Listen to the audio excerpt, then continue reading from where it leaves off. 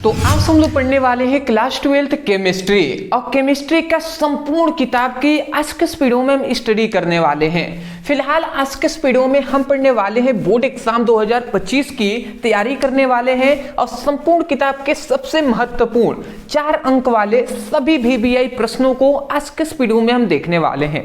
ये सभी जितने भी मुझे लग रहा है कि जो भी इंपॉर्टेंट क्वेश्चन है ना, जो आपके बोर्ड एग्जाम 2025 के लिए इंपॉर्टेंट है, उन्हीं को हम कराएंगे जी, क्योंकि समय हमारे पास कम रह चुका है और पढ़ना हमें ज्यादा है, ठीक है ना। तो अदरवाइज मैं यही कहूंगा, यदि आप सीरियस हैं अपने एग्जाम के प्रति, अपने बोर्ड एग्जाम के प्रति, तो कॉपी पेन लेकर बैठिएगा। केवल देखने से दोस्त नहीं होने वाला, पढ़ाई करना है तो मन लगाकर हमें पढ़ाई करना है, ठीक है ना। तो चलिए 4 नंबर वाले क्वेश्चन को हम देखेंगे, एक एक क्वेश्चन को हम कराएंगे। फिलहाल मैं बता दूं इससे पहले के ये हमने जो केमिस्ट्री है ना, तो थोड़ा सा मैं आपको यहाँ पे बताना चाहूंगा जो केमिस्ट्री है। तो जो आपका केमिस्ट्री है इसमें सबसे पहले हमने 2 अंक वाले प्रश्नों को कराया है, 2 अंक वाले प्रश्नों को कराया है, फिर से 3 अंक वाले प्रश्नों को हमने कराया है। आज जो हम करा रहे हैं वो 4 अंक वाले प्रश्नों को करा रहे हैं। एक और वीडियो आएगा जिसमें हम 5 अंक वाले संपूर्ण किताब के प्रश्नों को करा देंगे। तो यदि आपने ये 2 अंक वाले प्रश्नों को नहीं देखा है, 3 अंक वाले जो जितने भी इंपॉर्टेंट क्वेश्चन है उसको नहीं पढ़े हैं, तो मैं एक काम कर दूंगा, डिस्क्रिप्शन बॉक्स में आपको 2 अंक वाले का 2 वीडियो मिलेगा।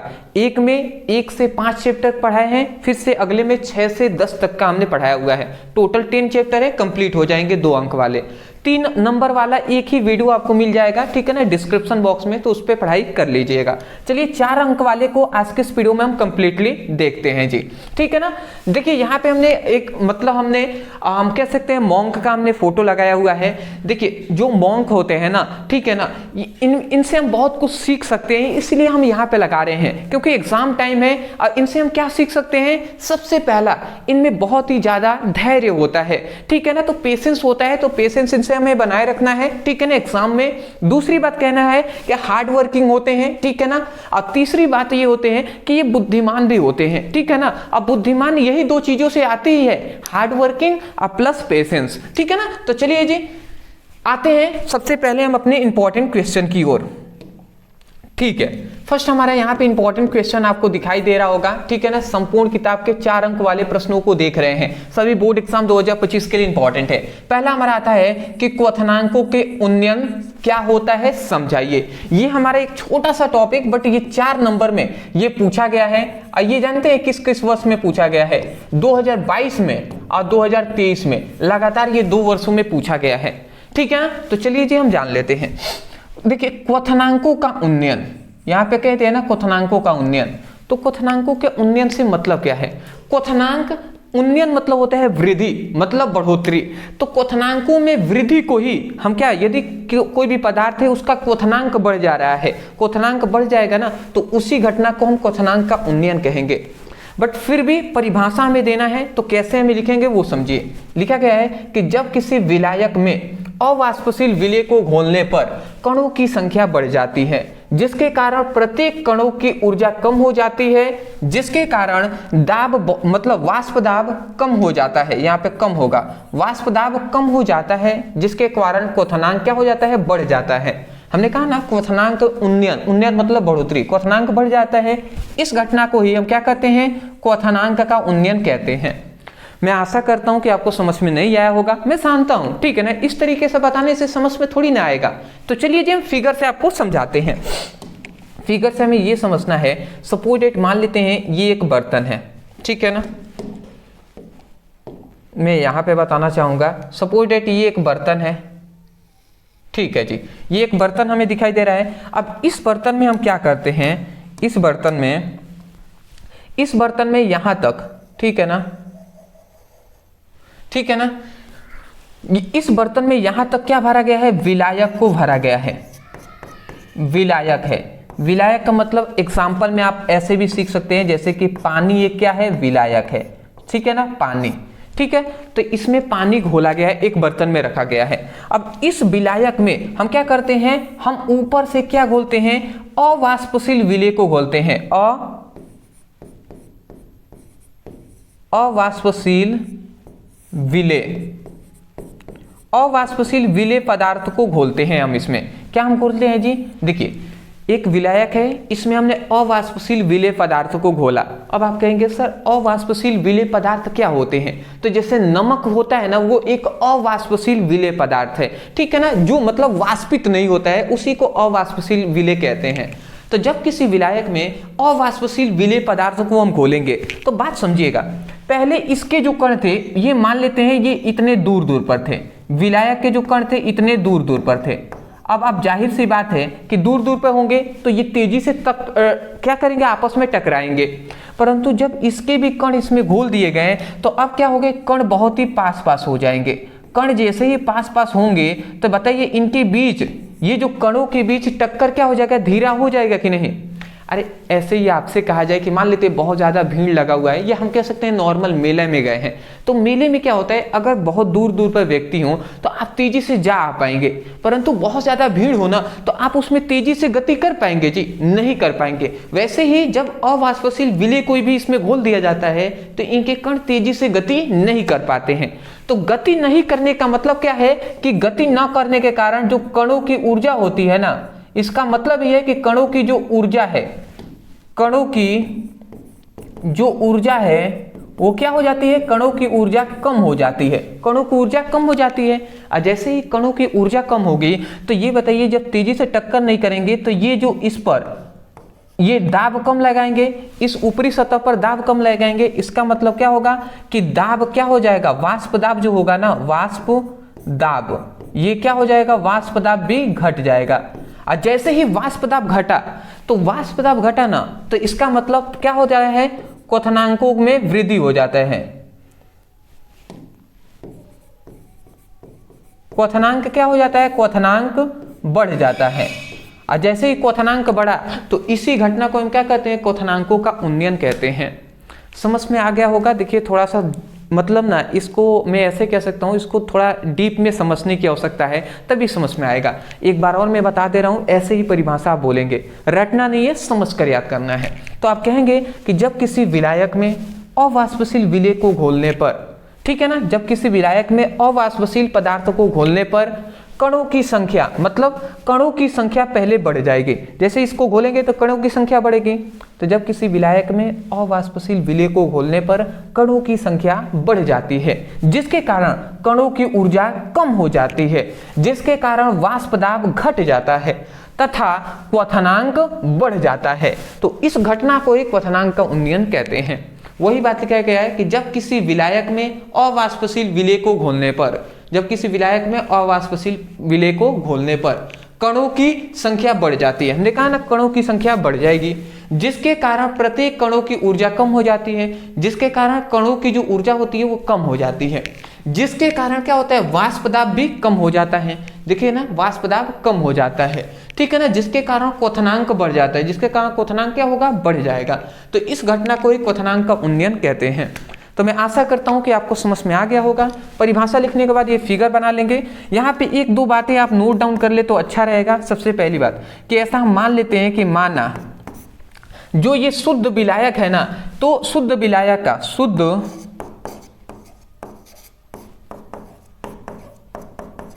शुद्ध विलायक का क्वथनांक, मान लेते हैं कि शुद्ध विलायक का जो क्वथनांक है वो क्या है, T है, ठीक है ना। मान लेते हैं शुद्ध विलायक का क्वथनांक T है, और मान लेते हैं ये विलायक है, विलेय इसमें घोल गया तो टोटल ये विलियन हो गए। तो मान लेते हैं कि विलियन का क्वथनांक, विलियन का क्वथनांक क्या हो जाएगा जी, विलियन का क्वथनांक हम मान लेते हैं ऐसे कि TS मान लेते हैं, ठीक है ना। तो हम कहते हैं कि ये विलियन का क्वथनांक हो गया, ठीक है ना। तो अगर हमें कोई पूछ दे कि क्वथनांक का उन्नयन क्या होगा, क्वथनांक का उन्नयन, तो क्वथनांक का उन्नयन क्या हो जाएगा, TS माइनस T हो जाएगा। इस बात को आपको याद रखना है, TS माइनस T हो जाएगा क्वथनांक का उन्नयन। ठीक है ना, मतलब विलयन के क्वथनांक में से विलायक के क्वथनांक को हम घटा देंगे तो क्वथनांक में कितनी वृद्धि हुई है ये हमें पता चल जाएगा। इस फॉर्मूले को याद रखेंगे, ठीक है ना। ये सभी डीप में जब आप समझे रहेंगे तभी आपको ज़्यादातर समझ में आएंगे, अदरवाइज आपको ये 4 नंबर वाला है, परिभाषा लिखने के बाद ये फिगर बना लेंगे, ये आप 2-3 लाइन है इसको लिखना पड़ेगा, स्क्रीनशॉट लेंगे, ले लीजिए। बहुत बेहतर जी, ठीक है जी, ठीक है, बहुत बेहतर। अगला हमारा दूसरा क्वेश्चन यहाँ पे इंपॉर्टेंट आता है, देखिए, ठीक है। यहाँ पे दूसरा हमारा आता है कि परासरण एवं परासरण दाब को परिभाषित कीजिए। अब परासरण क्या होता है, परासरण दाब क्या होता है, इसको हम समझेंगे, ठीक है ना। चलिए जी, देखिए यहाँ पे सबसे पहले हमें जानना है परासरण दाब, ठीक है। तो परासरण दाब क्या होता है समझिएगा कि जब किसी विलयन अशुद्ध विलायकों को अर्धपारगम झिल्ली द्वारा पृथक किया जाता है तब शुद्ध विलायक के अणु, यह अणु लिखा गया, अणु विलयन की ओर गति करने लगते हैं, अर्थात परासरण की क्रिया होने लगती है, ठीक है ना। तो परासरण की इस क्रिया को रोकने के लिए विलयन पर लगाया गया अतिरिक्त दाब परासरण दाब कहलाता है। समझ में आ गया? नहीं आया है तो टेंशन नहीं लेना है, आपको अभी समझ में आ जाएगा, परेशान क्यों होना है। देखिए सपोज डेट ये एक बंद बर्तन है, ठीक है ना, एक हमने यहाँ पे बंद बर्तन ले लिया, बात को हम थोड़ा सा ऐसे ले रहे हैं,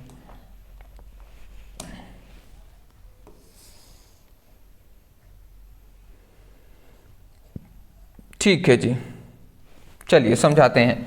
देखिए ये एक पूरा बंद बर्तन है, इसके बीच में हमने एक अर्धपारगम झिल्ली लगा दिया है, नाम लिख दे रहा हूं यहाँ पे अर्ध पारगम्य झिल्ली। तो हमने क्या कहा कि ये क्या है, बर्तन है जिसमें हमने एक अर्धपारगम झिल्ली को लगा दिया है। तो इसमें हमने ये कहा कि अब मान लेते हैं ये अर्धपारगम झिल्ली लगाया, तो इसके इस ओर क्या है, इस ओर है विलयन, इस ओर है विलयन, इस ओर क्या है, शुद्ध विलायक है।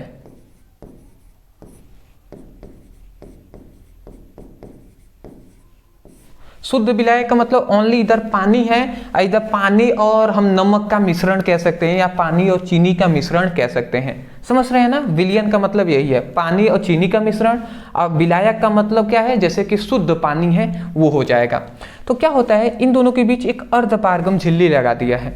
तो जब हम ऐसा करते हैं कि जब किसी विलयन अशुद्ध विलायक को एक अर्धपारगम झिल्ली द्वारा पृथक किया जाता है, अलग किया जाता है, तो होता क्या है ना, जब ऐसे ही हम बहुत देर तक रखेंगे ना, तो होगा ये कि जो यहाँ पे शुद्ध विलायक के कण होंगे ना, ये इधर गति करने लगेंगे, शुद्ध विलायक के कण अर्धपारगम झिल्ली को पार करके इधर आने लगेंगे, ठीक है ना।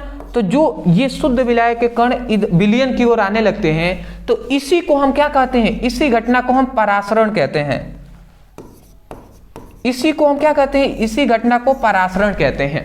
तो देखिए हमें परासरण पूछा गया है ना, तो आप ऐसे परासरण का परिभाषा अगर देना है तो आप ऐसे कहेंगे कि जब किसी विलयन अशुद्ध विलायक को एक अर्धपारगम झिल्ली द्वारा पृथक किया जाता है, अलग किया जाता है, तो शुद्ध विलायक के कण विलयन की ओर आने लगते हैं, तो इस घटना को परासरण कहते हैं, ठीक है ना। परासरण आप समझ गए। अब देखिए, अब परासरण दाब हम समझेंगे।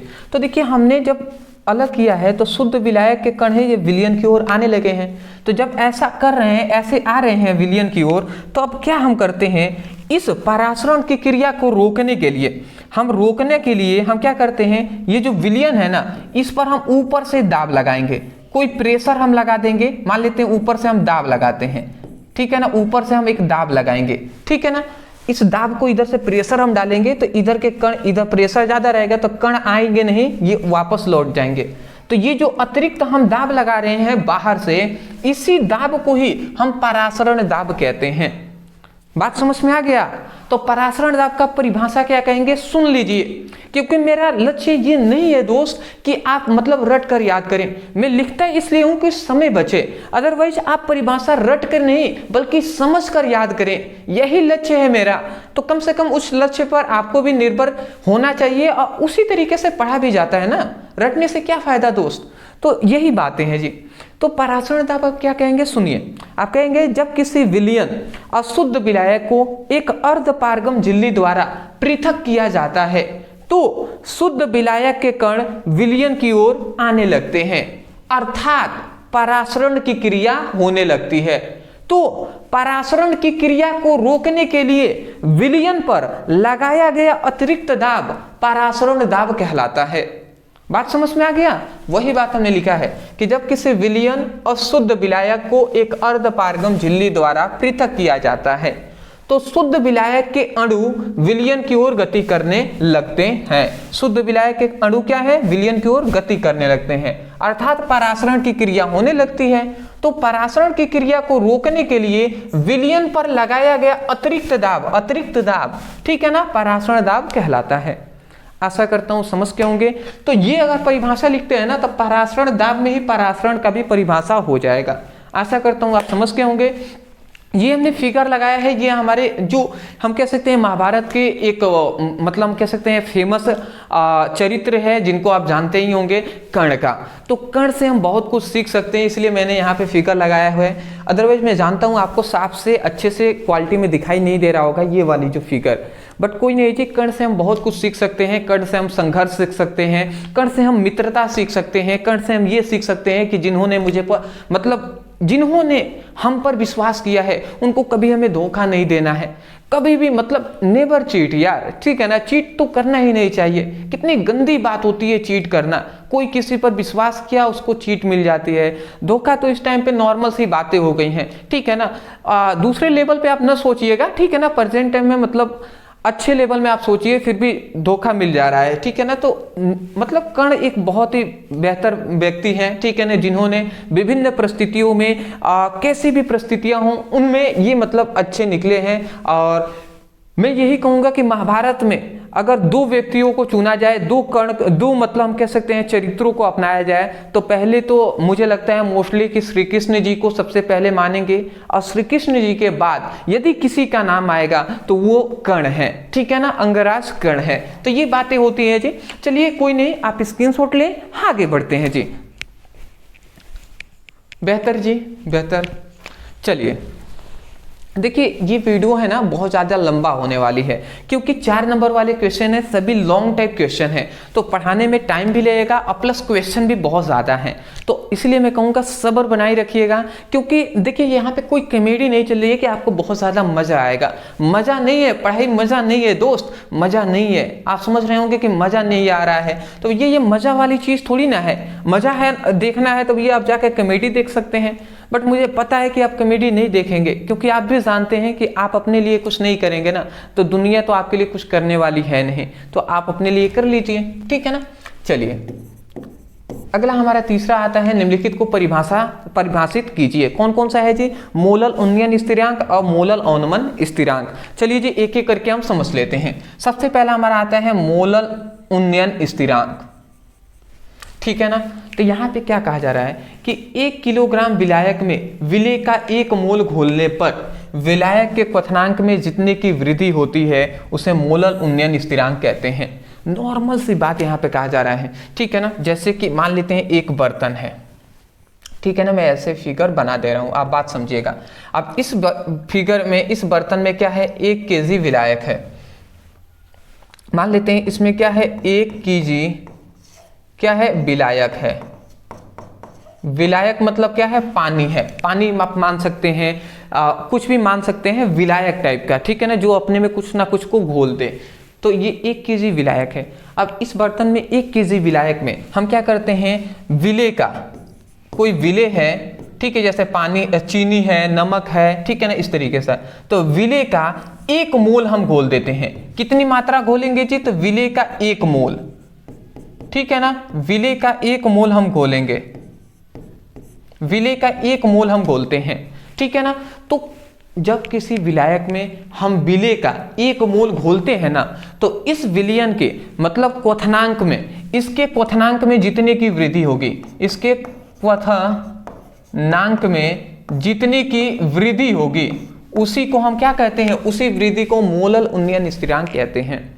मतलब सिंपल सा आप कह सकते हैं, क्या कह सकते हैं जी, कि जब किसी विलायक में जब किसी मतलब हम ऐसे कह सकते हैं कि 1 केजी विलायक में विलेय का 1 मोल घोलने पर विलायक के क्वथनांक में जितने की वृद्धि होती है उसे मोलल उन्नयन स्थिरांक कहते हैं। अब वही तो नॉर्मल सी बात हमने यहाँ पे परिभाषा में लिखा हुआ है मोलल उन्नयन स्थिरांक का, ठीक है ना। तो इस बात को आपको याद रखना है, ठीक है जी। इसका आप याद रख लेंगे एक फॉर्मूला कि m equal to 1000 by 1000 kb into small w बटे डेल टी अगुणे कैपिटल W। ये आप फॉर्मूला याद रखेंगे, ठीक है ना। मैं थोड़ा सा छोटा यहाँ पे कर ले रहा हूँ, ठीक है जी, अब बेटर दिखाई दे रहे हैं, ठीक है। यहाँ पे देखिए m क्या है, तो मैं आपको बता रहा हूँ m क्या है, विलायक का द्रव्यमान है, सॉरी ये m क्या है, विलेय का द्रव्यमान है।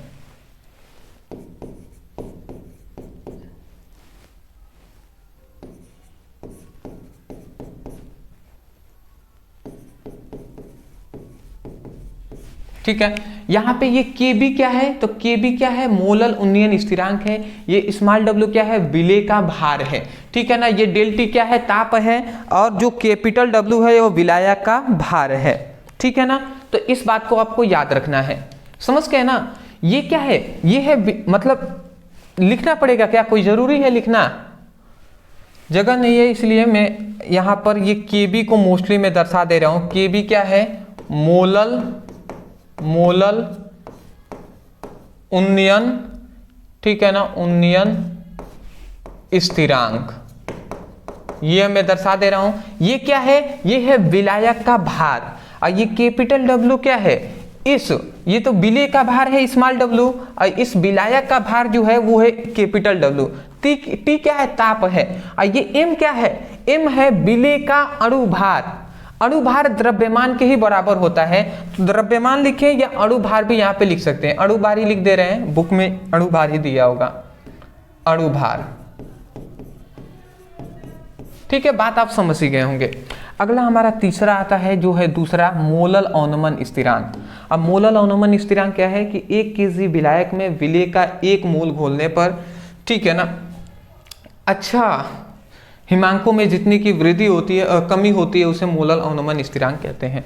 मतलब सिंपल सी वही बात इसमें भी है कि ये एक बर्तन है, ठीक है ना, फिगर भी आप बना लेंगे, ठीक है ना, एग्जाम में। मान लेते इसमें 1 केजी विलायक है, तो हम ये कह रहे हैं कि जब किसी 1 केजी विलायक में विलेय का 1 मोल घोलने पर, ठीक है ना, विलेय जो है ना, विलेय का 1 मोल घोलने पर 1 मोल, तो जब किसी विलायक मतलब 1 केजी विलायक में विलेय का 1 मोल घोलने पर ये जो विलायक है ना, तो विलायक के हिमांक में जितने की वृद्धि होती है, मतलब ये विलायक है तो इसके हिमांक में जितने की वृद्धि, मतलब जितने की कमी होती है, क्योंकि अवनमन है ना, जितने की कमी होती है उसी को हम मोलल अवनमन स्थिरांक कहते हैं। समझ ही गए होंगे कि जब 1 केजी विलायक में विलेय का 1 मोल घोलने पर विलायक के हिमांक में जितने की कमी होती है उसे हम मोलल अवनमन स्थिरांक कहते हैं। आशा करता हूँ आप समझ के होंगे। तो ये बात आप याद रखेंगे, इसका फॉर्मूला होता है m equal to 1000 into KF into small w, उसके बाद डेल टी गुणे क्या होता है, कैपिटल W। ये आप फॉर्मूला याद रखेंगे, ठीक है ना। जहाँ m क्या है, m है विलेय का अणुभार, ये KF क्या है, ये मोलल अवनमन स्थिरांक, स्मॉल w क्या है, विलेय का भार है, ठीक है ना। ये क्या है, T ताप है, इस कैपिटल W क्या है, इस विलायक का भार है, ठीक है ना। सुनकर आप ये लिख सकते हैं, याद कर सकते हैं, कोई दिक्कत वाली बात नहीं है, ठीक है ना। तो इस बात को आप याद रखेंगे। T क्या है, ताप है, ताप मतलब क्या है, क्वथनांक, जो मतलब क्वथनांक का हम उन्नयन कह सकते हैं। ये T ताप ही नहीं है, क्वथनांकों में कितनी की वृद्धि हो रही है, क्वथनांक का मतलब टेम्परेचर में ही, तो ये T क्या है, क्वथनांकों में उन्नयन है, क्वथनांकों का उन्नयन। ठीक है ना। तो इसको अगर लिखना चाहे तो क्वथनांक का उन्नयन आप दर्शा दीजिएगा नाम लिखकर। आशा करता हूं आप समझ के होंगे। नॉर्मल परिभाषाएं हैं, इसको याद रख लेंगे। 4 नंबर में 2 2 4 नंबर में पूछे गए हैं। स्क्रीनशॉट ले लीजिए।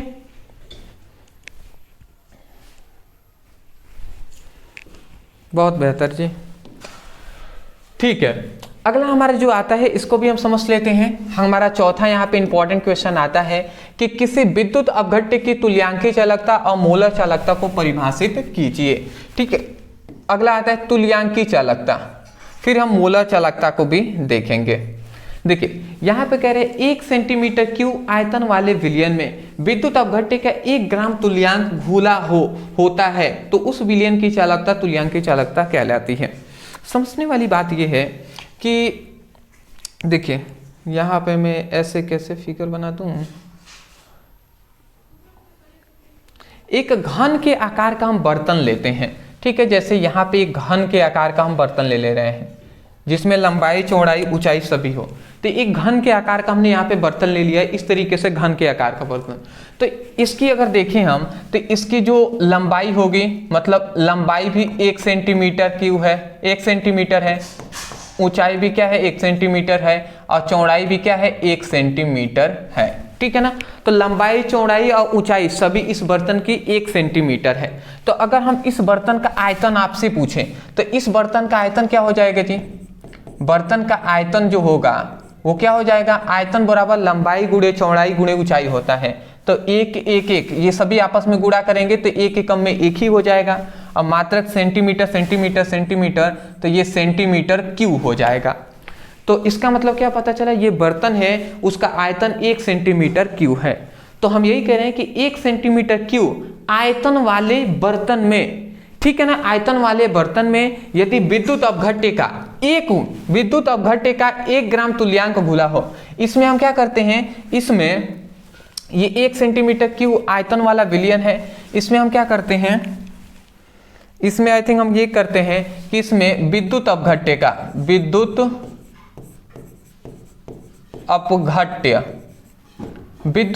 का कितना 1 ग्राम तुल्यांक को घोलते हैं। 1 ग्राम तुल्यांक को हम इसमें घोलेंगे। तो जैसे ही हम घोलेंगे ना तो 1 ग्राम, जब विद्युत अपघट्य का 1 ग्राम तुल्यांक को हम इसमें घोलेंगे तो क्या होगा कि इसकी चालकता, तो इस विलयन की जो चालकता होगी वही क्या कहलाएगी? तुल्यांकी चालकता कहलाएगी। क्लास सूख गया है, ठीक है ना। थोड़ा सा ब्रेक ले लेते हैं, ठीक है ना। देखिए हम यही कह रहे थे, ठीक है ना, बहुत देर से मतलब पानी में नहीं पिया हूँ, ठीक है ना। अदरवाइज मैं थोड़ा सा वाटर ले लेता हूँ, बेटर रहेगा। पहले मैं इस जो टॉपिक है कंप्लीट कर दूँ। देखिए हम यही कह रहे हैं कि 1 सेंटीमीटर मतलब 1 सेंटीमीटर क्यूब आयतन वाले बर्तन में यदि विद्युत अपघट्य का 1 ग्राम तुल्यांक घुला हो, ठीक है ना, तो जब घुला हो ना तो उस विलयन की, मतलब उस विलयन की जो चालकता कहलाएगी, ठीक है ना, उसकी चालकता ही क्या कहलाती है? तुल्यांकी चालकता कहलाएगी। इसकी कुछ ना कुछ चालकता होगी और उसी चालकता को तुल्यांकी चालकता हम कहेंगे। तो परिभाषा बोल देंगे ना कि 1 सेंटीमीटर क्यूब आयतन वाले बर्तन में विद्युत अपघट्य का 1 ग्राम तुल्यांक घुला हो तो इस विलयन की चालकता क्या कहलाती है? तुल्यांकी चालकता कहलाती है।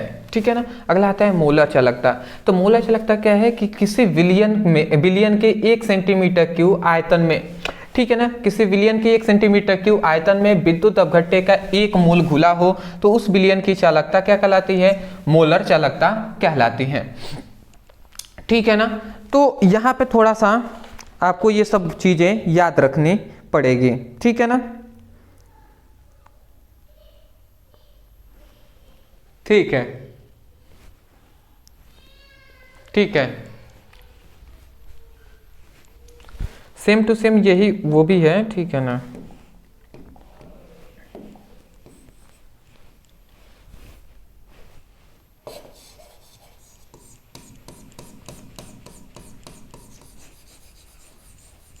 ठीक है, मैं थोड़ा सा इरेज कर दूं।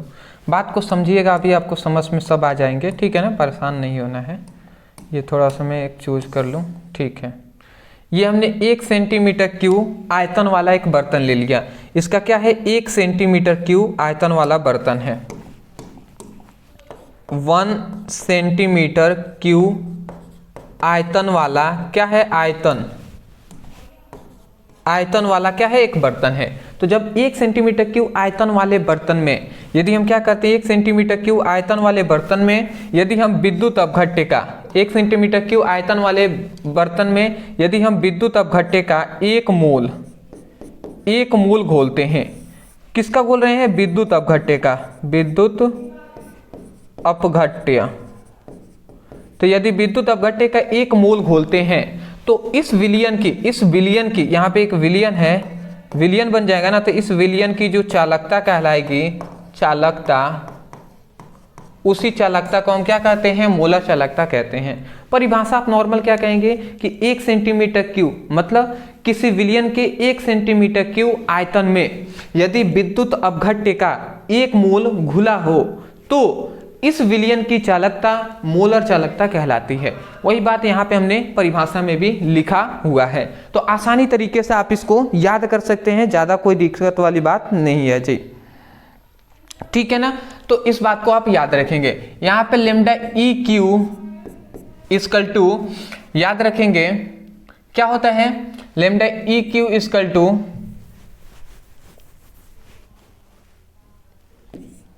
कप्पा इंटू 1000 बाई n, ठीक है ना, ये आपका फॉर्मूला होता है, ठीक है ना।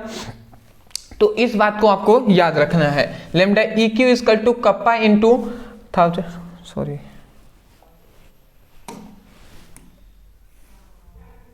ना, हाँ, तो ये आपका फॉर्मूला होता है, यह फॉर्मूला होता है, इसको आपको याद करनी पड़ेगी, ठीक है ना। इस फॉर्मूले को आप याद रख लीजिएगा, ठीक है ना। Lambda E Q equal to kappa into 100 by n, ठीक है ना। जहां पे ये लेमडा ई क्यू क्या है, तुल्यांकी चालकता है, ये क्या है, कप्पा है विशिष्ट चालकता, विशिष्ट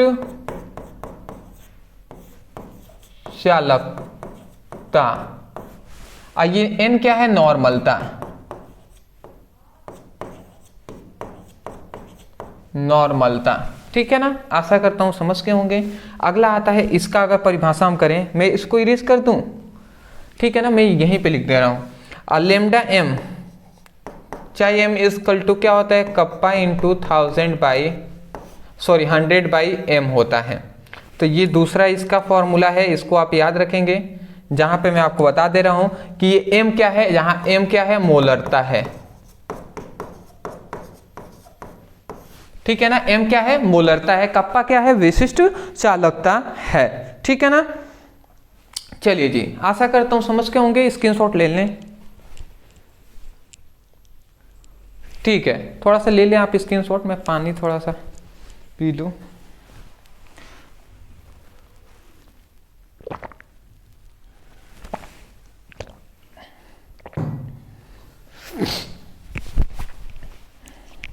चलिए जी आगे बढ़े, ठीक है। क्लासेस थोड़ी लंबी होने वाली है, मैं पहले ही कह दे रहा हूं, पेशेंस बनाए रखना है दोस्त, पेशेंस हमें बनाए रखना है, बिना पेशेंस का कुछ नहीं मिलने वाला। सक्सेस नीड सेक्रीफाइस, देखिए त्याग जरूरी है यदि सफलता आपको चाहिए तो, ये बात आपको समझनी पड़ेगी, ठीक है ना।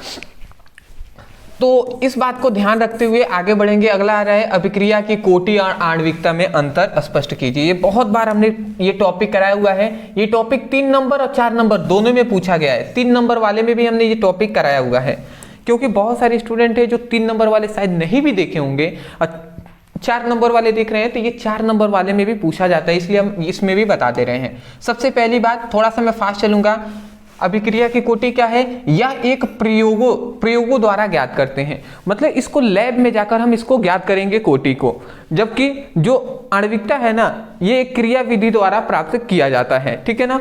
अगला आता है अभिक्रिया, मतलब यह एक प्रायोगिक मान होता है, जो कोटि होता है इसे प्रयोगों द्वारा प्राप्त करते हैं। आणविकता होता है ये एक सिद्धांतिक मान होता है जिसको वैज्ञानिकों द्वारा माना जाता है, ठीक है ना। तो इस बात को भी आपको आसानी से याद रखनी पड़ेगी, ठीक है। तो आशा करता हूं इतनी बात आप समझ के होंगे कि आणविकता और कोटि, ठीक है। अगला हमारा तीसरा आता है अभिक्रिया की कोटि शून्य, पूर्णांक, धनात्मक, ऋणात्मक और भिन्नात्मक हो सकती है। मतलब जो कोटि है वो शून्य भी हो सकती है, पूर्णांक मतलब 1 2 3 4 इस तरीके से हो सकते हैं, धनात्मक मतलब प्लस में हो सकता है, ऋणात्मक मतलब -2 -3 इस तरीके से, भिन्नात्मक मतलब 1/2 के रूप में भी हो सकता है। जबकि क्या होता है कि आणविकता क्या होती है, आणविकता शून्य, ऋणात्मक और भिन्नात्मक नहीं हो सकता, शून्य भी नहीं हो सकता, ऋणात्मक में मान इसका नहीं आएगा और भिन्नात्मक में मतलब p/q के रूप में मान नहीं आएगा। अगला हमारा आता है इसमें चौथा कि अभिक्रिया की कोटि सरल और जटिल दोनों प्रकार की अभिक्रियाओं का ज्ञात किया जा सकता है। मतलब कोटि है ना, सरल अभिक्रियाओं का भी हम कोटि ज्ञात कर सकते हैं और जटिल अभिक्रियाओं की भी कोटि ज्ञात कर सकते हैं, परंतु आणविकता क्या है, किसी सरल अभिक्रिया की ज्ञात की जा सकती है। आणविकता मात्र हम सरल अभिक्रियाओं का ज्ञात कर सकते हैं, जटिल अभिक्रियाओं का नहीं ज्ञात कर सकते। अगला आता है अभिक्रिया की कोटि अभिक्रिया के वेग और अभिकारकों की सांद्रता के बीच संबंध बताता है। ठीक है ना, मतलब अभिक्रिया के वेग के बीच और अभिकारकों के सांद्रता के बीच संबंध बताता है कौन, अभिक्रिया की कोटि। जबकि आणविकता है ना, ये अभिक्रिया के विशिष्ट पद में भाग लेने वाले अणुओं की संख्या को बताती है। ठीक है ना, इसमें ज्यादा कुछ नहीं है, आपको याद करना पड़ेगा, स्क्रीनशॉट ले लें। ठीक है ना, चलिए जी स्क्रीनशॉट ले लिए होंगे। ठीक है, ठीक है, नेक्स्ट चलिए जी अगला हमारा यहाँ पे आता है कि देख लीजिए संक्रमण तत्व क्या है, इसकी विशेषताओं को लिखिए। ठीक है ना, तो संक्रमण तत्व क्या होते हैं, इसकी विशेषताएं क्या है, गुण क्या है, समझते हैं। सबसे पहले संक्रमण तत्वों को हम डी ब्लॉक के तत्वों के नाम से भी जानते हैं। देखिए आवर्त सारणी में वर्ग 3 से वर्ग 12 तक के तत्वों को डी ब्लॉक के तत्व कहते हैं। ठीक है ना, इन्हें संक्रमण तत्व भी कहा जाता है, इन्हें संक्रमण तत्व भी कहते हैं क्योंकि आवर्त सारणी में एस व पी ब्लॉक के बीच में स्थित होते हैं। नॉर्मल से अगर मैं आवर्त सारणी यहाँ पे बनाता हूँ तो बात को आप समझिएगा। ये अगर आवर्त सारणी में आपको बनाऊँ फिगर, तो कुछ आवर्त सारणी आपका कुछ इसी प्रकार होता है। ठीक है ना, तो यहाँ पे देखिए, यहाँ पे भी बहुत सारे भाग में बटा गया होता है। ठीक है ना, इस तरीके से। ठीक है, ये भी इस तरीके से बहुत भागों में इस तरीके से बांटा गया है। मोस्टली आप देखेंगे तो ये दो आपको कॉलम दिखाई दे रहे हैं, ये है हमारे एस ब्लॉक। ठीक है ना, यहाँ पे जो दिखाई दे रहा है इधर वाला ये पी ब्लॉक है, यहाँ से यहाँ तक।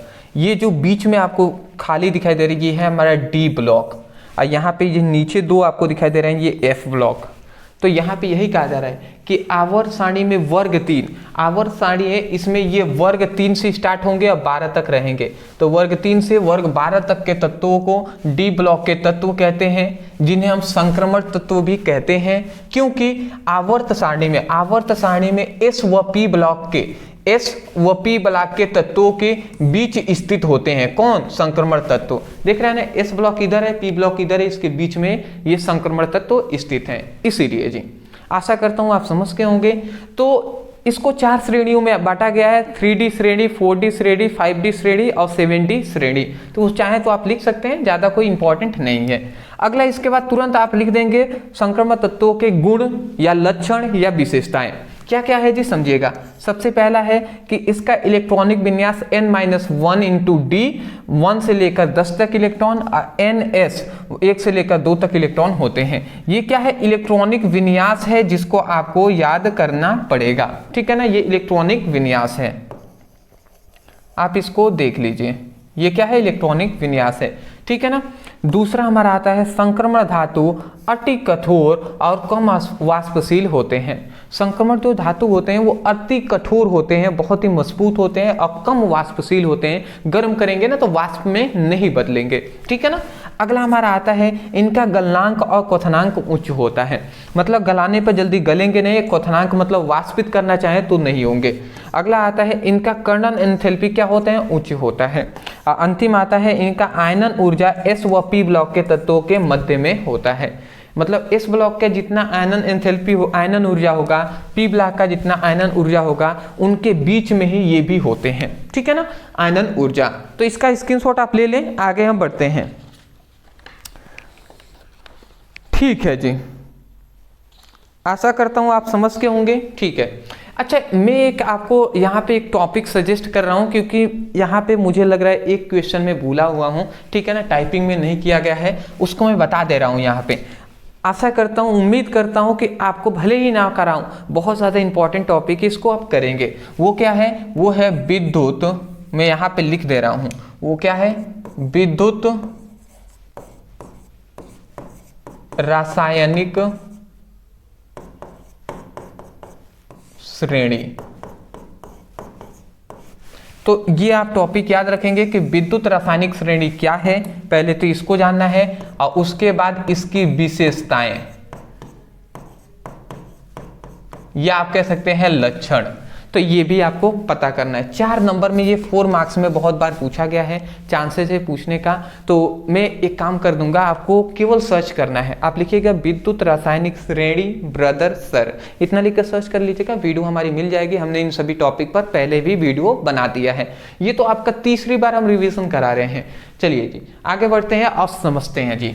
अगला हमारा आता है लेंथेनॉइड या लेंथेनॉइड आकुंचन या लेंथेनाइड संकुचन। तो इस तरीके से पूछा जाता है कि लेंथेनॉइड या लेंथेनाइड संकुचन कहे या लेंथेनाइड आकुंचन कहे, क्या होते हैं, इनकी परिभाषाएं दीजिए। इस तरीके से इनका गुण हमसे पूछा जाता है, लक्षण क्या होता है।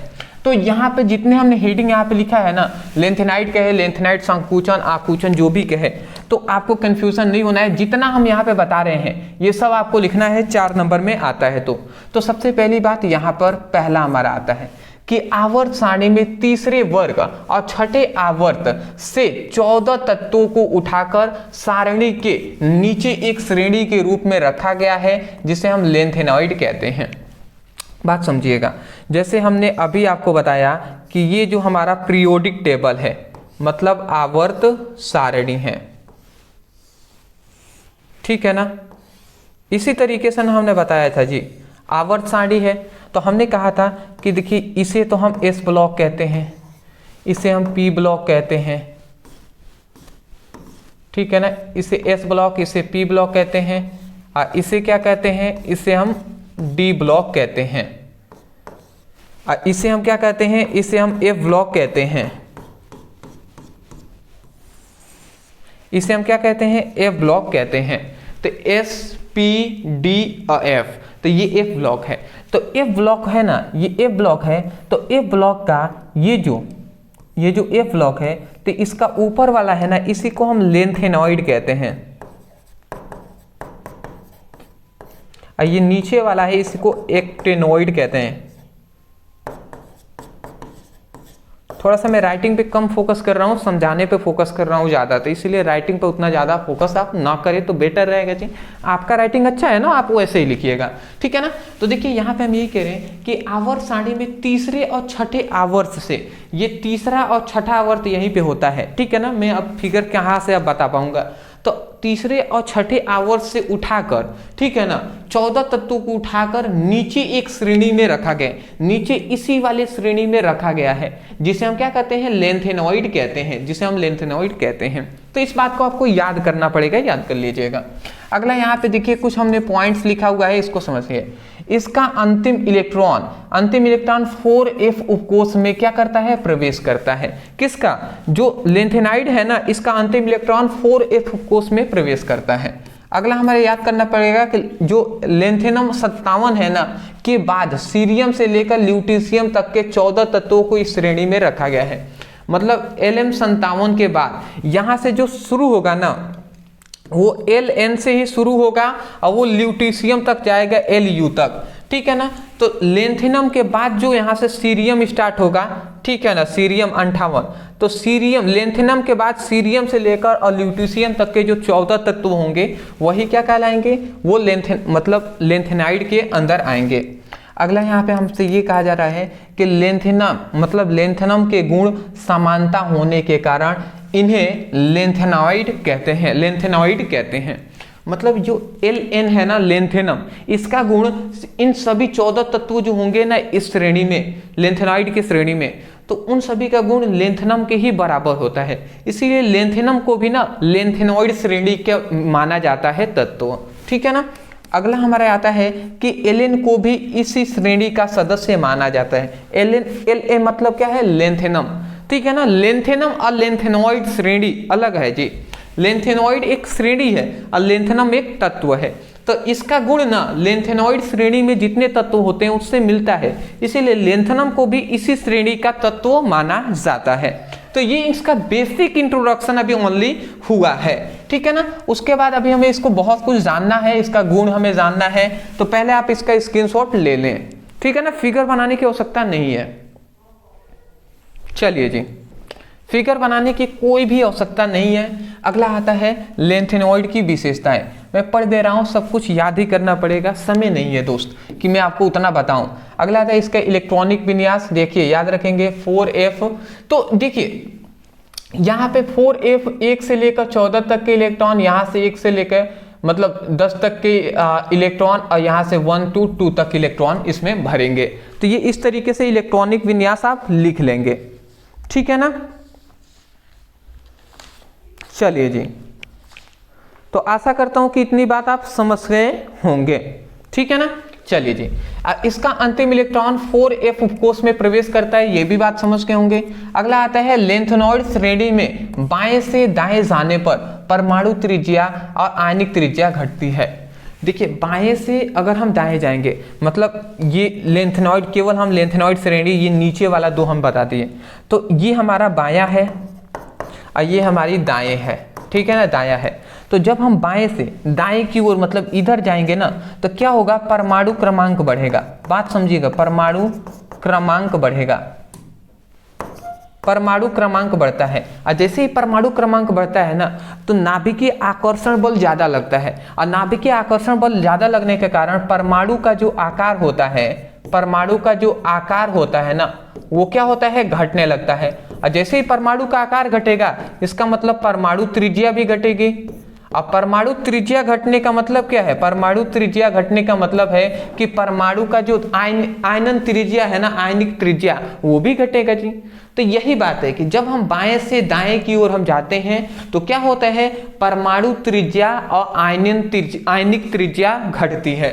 लेंथेनॉइड श्रेणी में बाएं से दाएं जाने पर परमाणु त्रिज्या और आयनिक त्रिज्या घटती है, ठीक है ना। क्यों, क्योंकि परमाणु क्रमांक बढ़ने, यहाँ पे बढ़ने, परमाणु क्रमांक बढ़ने के साथ साथ इलेक्ट्रॉनों की संख्या बढ़ जाती है। परमाणु क्रमांक बढ़ने का मतलब इलेक्ट्रॉनों की संख्या ही न बढ़ेगी, जिसके कारण प्रभावी नाभिकीय आवेश का मान क्या होता है, बढ़ जाता है। और इस घटना को लेंथेनाइड आकुंचन कहते हैं। ये आप समझ लीजिए, यही आपसे पूछा जाता है क्वेश्चन में। ज्यादातर मैंने देखा है कि कह देते हैं लेंथेनाइड आकुंचन को परिभाषित कीजिए। तो लेंथेनाइड आकुंचन का परिभाषा यही है जी। यहीं पे यहाँ पे ये कहा जाता है कि जब हम बाएं से दाएं की ओर जाएंगे ना, तो पहली बात तो क्या होगा, परमाणु क्रमांक बढ़ेगा, मतलब परमाणु क्रमांक बढ़ेगा। और जैसे ही परमाणु क्रमांक बढ़ने का मतलब है कि परमाणु क्रमांक बढ़ने का क्या मतलब है कि इलेक्ट्रॉनों की जो संख्या है ना, वो बढ़ जाएगी। और जैसे ही इलेक्ट्रॉनों की संख्या बढ़ेगी, इसका मतलब नाभिकीय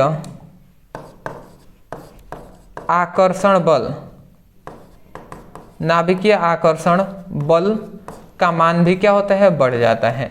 और जैसे ही नाभिकीय आकर्षण बल का मान बढ़ा, ठीक है ना, तो नाभिकीय आकर्षण बल का मान बढ़ता है, तो जिसके कारण क्या होता है, परमाणु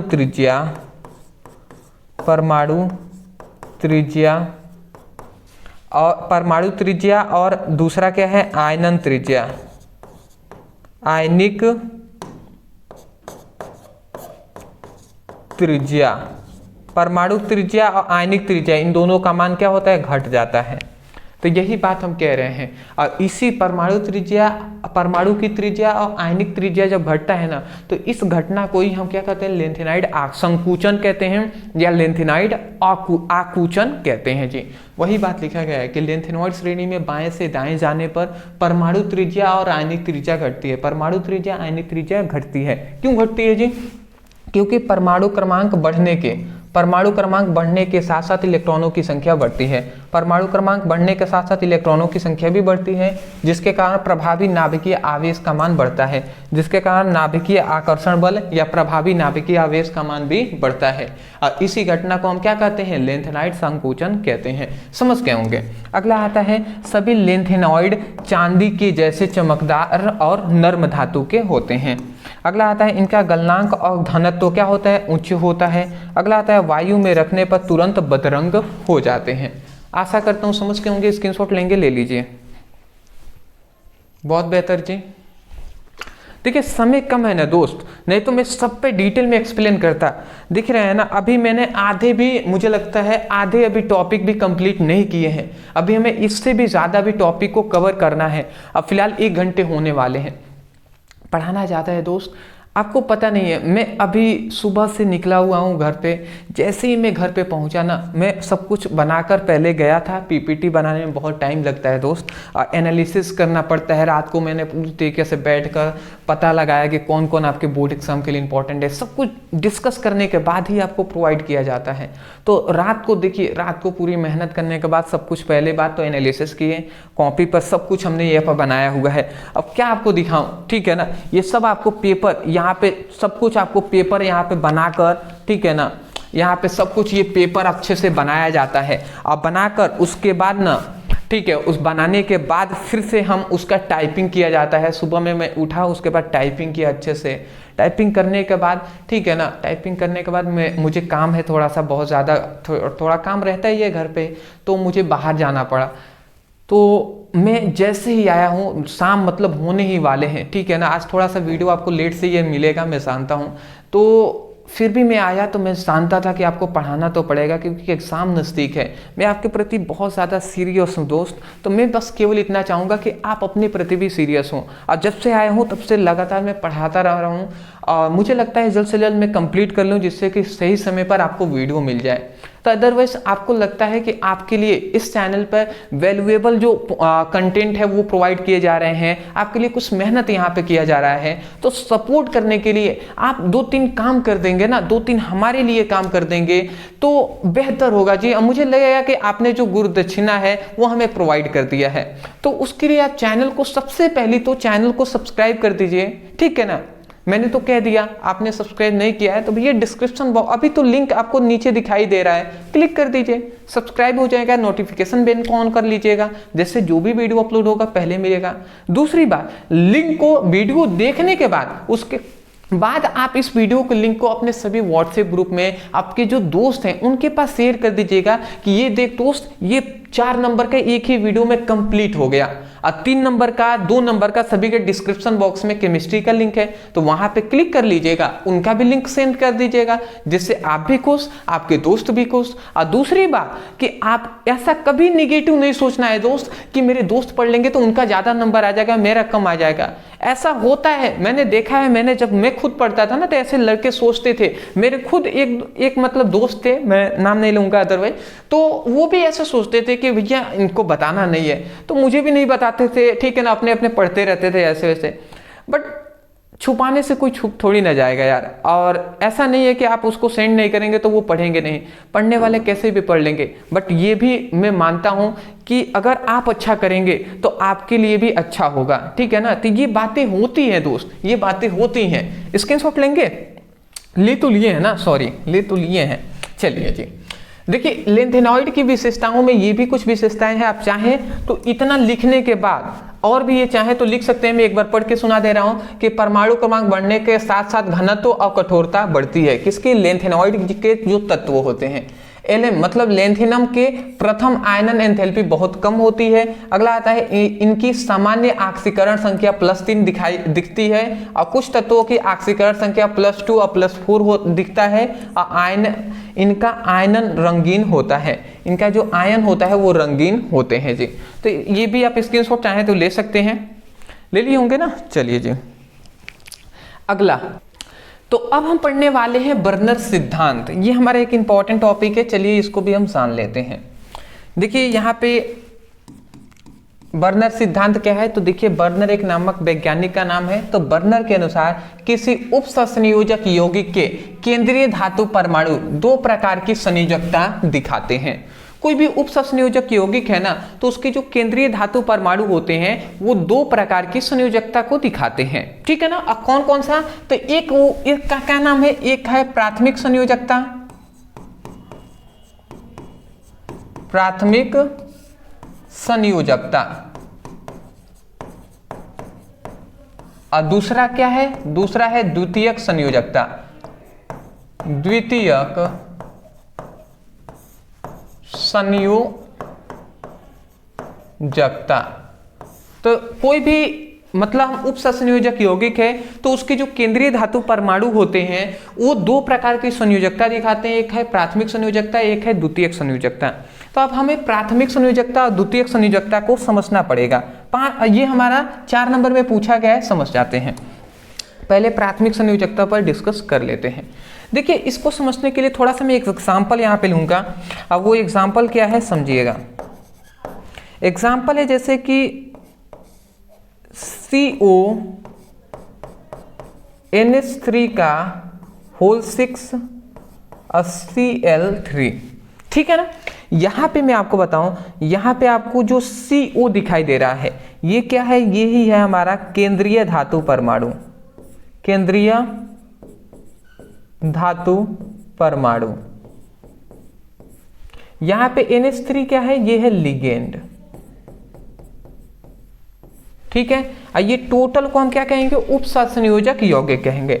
इसका अगर मैं फिगर बनाऊं, फिगर से ही हमें ये सब चीजें समझ में आएंगी, इसलिए मैं बना दे रहा हूं। देखिए केंद्रीय धातु परमाणु जो CO है ये बीच में रहता है, ये लिगेंड है ना जो अमोनिया, तो यहां पे हम इसको ऐसे लिखते हैं, second, third, fourth, fifth, sixth, 6 है ना, तो 6 को हम इस तरीके से लिख देते हैं। NH3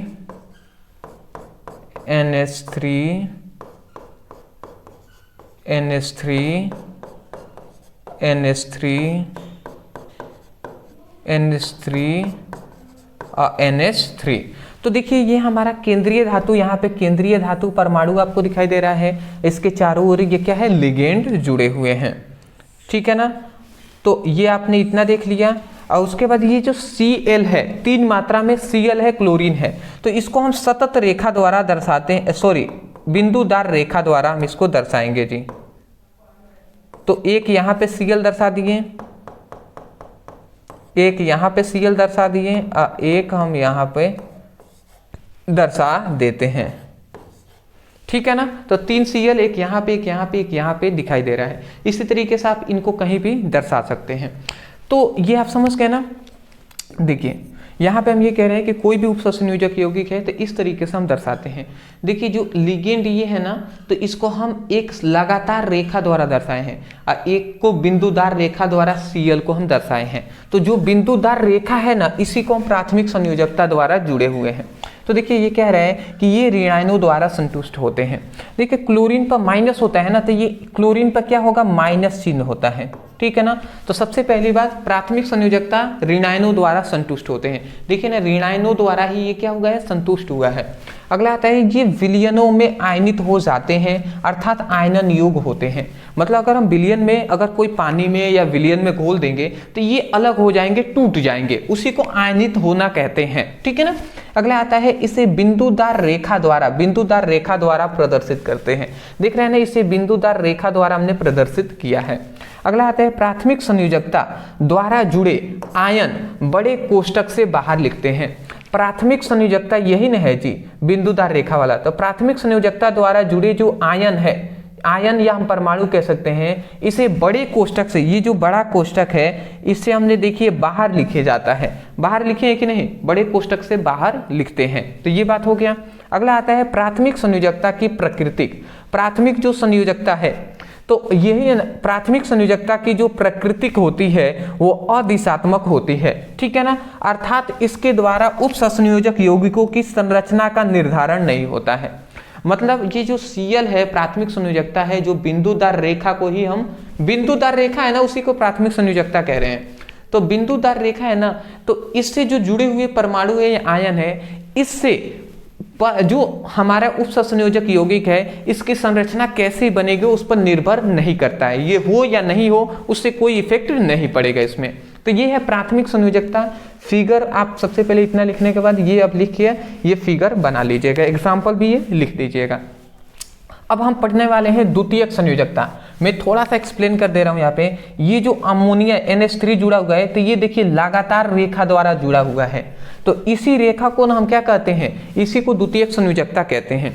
तो चलिए हम उसको भी पहले बता ही दे रहे हैं। देखिए यहाँ पे हमने द्वितीयक संयोजकता लिखा हुआ है, ये आपको नहीं देखना है, यहाँ से लिखना है। द्वितीयक संयोजकता ये ऋणायनों, धनायनों और उदासीन अणुओं द्वारा संतुष्ट होते हैं, अर्थात लिगेंडों द्वारा संतुष्ट होते हैं। देखिए मतलब द्वितीय संयोजकता जो है ना, वो ऋणायन हो, धनायन हो या उदासीन हो, उनसे संतुष्ट होंगे। अर्थात कहने का मतलब लिगेंडो द्वारा संतुष्ट होते हैं। तो हमने कहा ना ये NH3 क्या है, लिगेंड है। तो देखिए ना लिगेंडो द्वारा ये संतुष्ट होते हैं, द्वितीय संयोजकता। दूसरा बात कह रहा है कि इसे सतत रेखा मतलब लगातार रेखा द्वारा हम क्या करते हैं, प्रदर्शित करते हैं। देख रहे हैं ना, इसको लगातार रेखा द्वारा हम प्रदर्शित किए हुए हैं, इसलिए। अगला आता है द्वितीयक संयोजकता की संख्या निश्चित होती है, जिसे उपसंयोजक संख्या कहते हैं। देखिए ये जो द्वितीयक संयोजकता है, जिसे लगातार रेखा द्वारा हमने दर्शाया हुआ है, इसकी संख्या निश्चित होती है। इसी को हम क्या कहते हैं, उपसंयोजक संख्या कहते हैं। ठीक है ना। अगला हमारा यहाँ पे कह रहा है कि द्वितीयक संयोजकता द्वारा जुड़े जो लिगेंड हैं वो केंद्रीय धातु परमाणु को बड़े कोष्ठक में रखते हैं। मतलब द्वितीयक संयोजकता द्वारा जुड़े जो लिगेंड है ना, वो केंद्रीय धातु परमाणु के बड़े कोष्ठक में रखते हैं। तो आप देख ही सकते हैं कि यहाँ पर लिगेंडो को केंद्रीय धातु परमाणु के बड़े कोष्ठक में रखा गया है। ठीक है ना, मतलब कोष्ठक के अंदर रखा गया है। तो वही बात कहा गया, इनकी संतुष्टि से यौगिकों का उपसंयोजक परिसर का निर्माण होता है। मतलब संरचना निर्भर किस पर करती है, इसी पर निर्भर करती है। द्वितीय संयोजकता विलयनों में आयनित नहीं होते हैं। मतलब अगर हम इसको घोलेंगे ना, तो ये आपस में लिगेंड टूटेंगे नहीं, अलग नहीं होंगे, जबकि Cl है ये अलग हो जाएगा। तो ये बातें हैं जी, इतना सब कुछ लिखना पड़ेगा। स्क्रीनशॉट आप इसका ले लिए हो ना, चलिए इसका भी ले लें। ठीक है जी, चलिए अगला आता है। अब हमारा यहाँ पे एक इंपॉर्टेंट टॉपिक आ गया, जो है संयोजकता आबंध सिद्धांत। ये सब इंपॉर्टेंट टॉपिक है, समझिएगा। संपूर्ण किताब पर हम डिस्कस कर रहे हैं, जाहिर सी बात है टाइम तो लगेगा दोस्त। वैलेंस बॉन्ड थ्योरी के नाम से भी हम इसको जानते हैं, VBT के नाम से भी। तो देखिए इसमें क्या हमें जानना है, यह सिद्धांत पॉलिंग और स्लेटर दो वैज्ञानिकों ने मिलकर दिया है। पॉलिंग और स्लेटर दो वैज्ञानिक, इन्होंने मिलकर संयोजकता आबंध सिद्धांत दिया है। दूसरी बात, इन सिद्धांतों की सहायता से किसी उपसंयोजक यौगिकों की त्रिविम रसायन और चुंबकीय गुण का स्पष्ट रूप से पता लगाया जा सकता है। मतलब इस सिद्धांत से हम क्या पता लगा सकते हैं, क्या उपयोग है, तो उपसंयोजक यौगिकों का त्रिविम रसायन और चुंबकीय गुण उसका पता हम लगा सकते हैं। तो इसीलिए ये संयोजकता आबंध सिद्धांत का ये हमारा क्या है, उपयोग है। तो वो हमने सिंपल सा लिख दिया है। इतनी बात आपको सबसे पहले लिखना पड़ेगा, ठीक है ना। चलिए अब इस सिद्धांत में हमें क्या क्या बातें बताई गई हैं, उस पर हम डिस्कस कर लेते हैं। देखिए संयोजकता आबंध सिद्धांत में अभी हम कौन कौन सी चीजें बताई गई हैं, उस पर हम लिखेंगे जी। तो देखिए हमने लिखा है, इस सिद्धांत के अनुसार सबसे पहली बात बताया गया, केंद्रीय धातु परमाणु या आयन, केंद्रीय धातु परमाणु या आयन होते हैं, आयन के पास अपनी समन्वय संख्या, जिसे उपसंयोजक संख्या कहते हैं, समन्वय संख्या के बराबर रिक्त कक्षक होते हैं, जिसे हम संकरण से आबंधित कक्षकों का निर्माण होता है। मतलब केंद्रीय धातु परमाणु या आयन के पास अपनी समन्वय संख्या के बराबर ही रिक्त कक्षक होते हैं, ठीक है ना, जिससे हम जिनके संकरण से आबंधित कक्षकों का निर्माण होता है, ठीक है ना। तो इस बात को आपको याद रखना पड़ेगा, ठीक है ना। ठीक है, तो यहां पे अगर हम ले लेते हैं, यहां पे जैसे किसी का समन्वय संख्या अगर दिया है, ठीक है ना, समन्वय संख्या, तो यदि समन्वय संख्या पता चल जाए तो उसका संकरण भी हम पता लगा सकते हैं, और संकरण से हम ज्यामिति,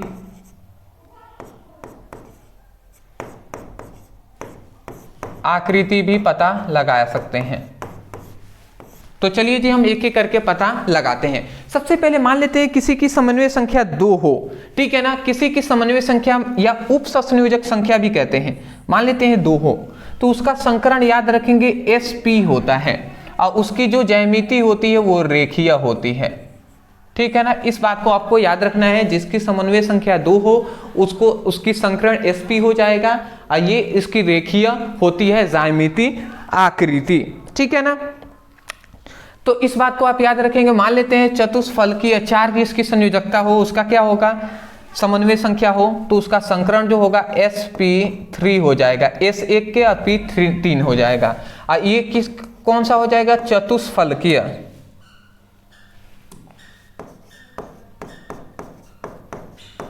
चतुष्फलकीय हो जाएगा, ठीक है ना। अब मान लेते हैं किसी का समन्वय संख्या या उपसंयोजक संख्या 6 हो जाएगा, तो वो क्या हो जाएगा, ठीक है ना। ठीक है, किसी की मान लेते हैं समन्वय संख्या 6 है, तो उसका संकरण क्या हो जाएगा, D2sp3 हो जाएगा, और उसकी ज्यामितीय आकृति क्या हो जाएगी, अष्टफलकीय हो जाएगी,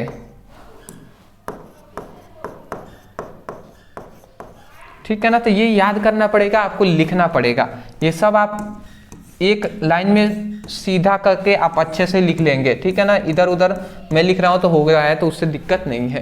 तो यही कह रहा है कि कोई भी केंद्रीय धातु परमाणु है तो उसको समन्वय संख्या के बराबर है, उसके पास रिक्त कक्षक होते हैं, ठीक है ना, जिनके संकरण से वो क्या करते हैं, आबंधित कक्षकों का निर्माण करता है, ठीक है ना। तो ये बात आप याद रखेंगे। जैसे समन्वय संख्या 2 है तो इसके पास 2 ही कक्षक हैं, 4 है तो देखिए यहाँ पे S के पास 1 और P के पास 3, 4 कक्षक हो गए। 6 है तो देखिए D के पास 2, S के पास 1 और 3 इसके पास, तो ये 6 हो जा रहे हैं। तो समन्वय संख्या के बराबर ही रिक्त D कक्षक होते हैं, तो ये बात कहा गया।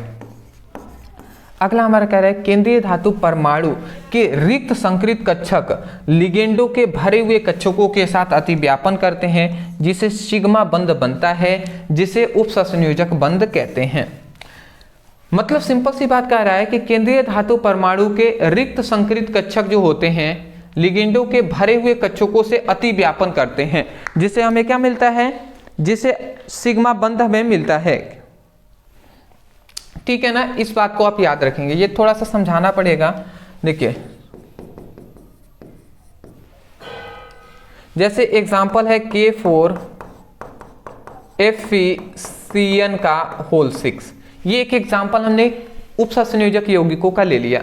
जैसे अगर मैं फिगर बनाऊं यहाँ पे तो देखिए इसका फिगर क्या हो जाएगा, ये केंद्रीय धातु परमाणु है Fe और इसके साथ 6 साइनाइड जुड़े हुए हैं, तो ये लिगेंड साइनाइड है, इसी को हम लिगेंड कहते हैं।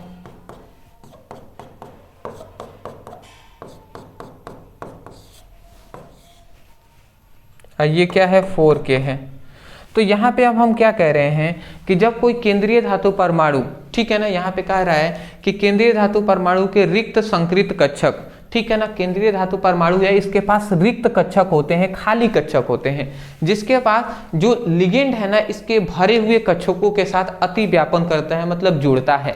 तो क्या होता है, इसके पास खाली कक्षक है, इसलिए ना इससे ना ये केंद्रीय धातु परमाणु इससे लिगेंड को, मतलब लिगेंडों से इलेक्ट्रॉनों को लेता है, तो उसी को भरे हुए कक्षकों के साथ अतिव्यापन कहा गया। अतिव्यापन करता है जिससे सिग्मा बंध बनता है। देख रहे हैं ना, ये बंध बन रहा है, इसी सिग्मा बंध कहते हैं, और इसी बंध को उपसंयोजक बंध भी कहते हैं।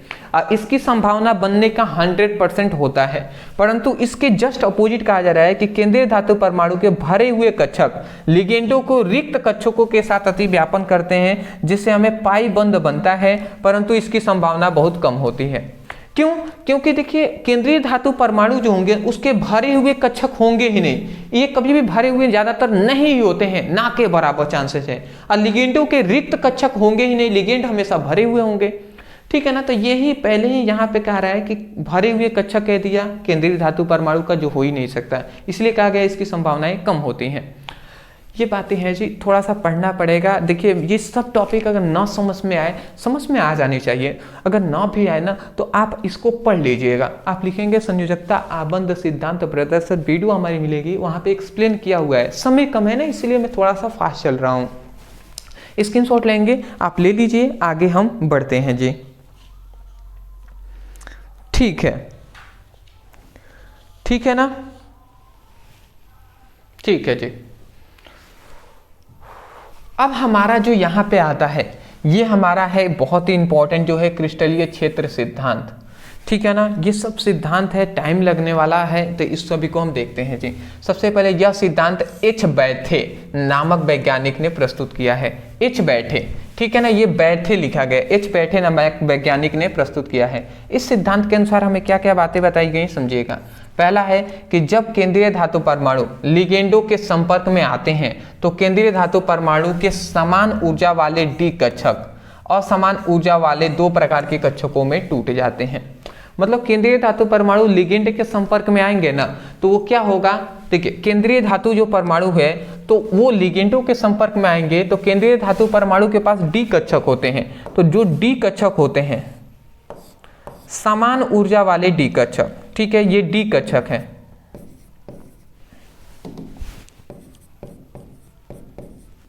ये क्या है, समान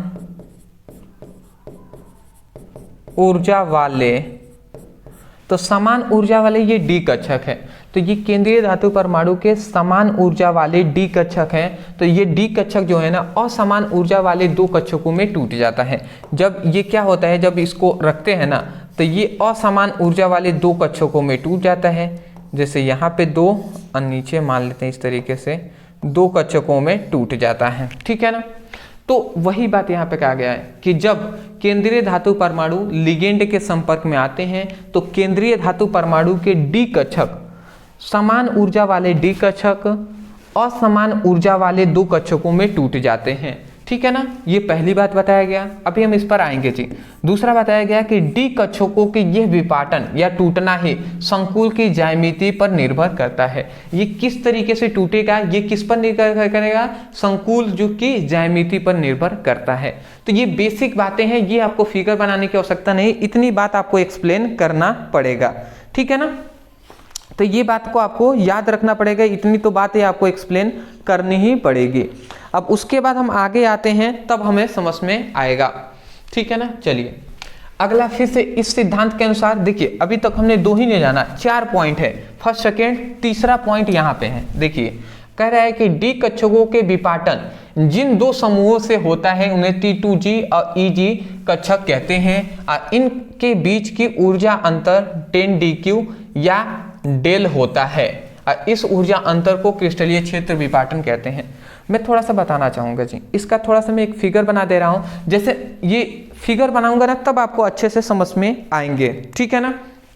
देखिए यहाँ पे अष्टफलकीय संकुल की क्रिस्टलीय विपाटन, फिर से चतुष्फलकीय की, ये थोड़ा पहले ही मुझे फिगर बना देना चाहिए था जिससे मैं आपको समझाता तो आसानी से समझ में आता, बट कोई नहीं जी, इतना भी देरी नहीं हुआ है, समझ लेते हैं।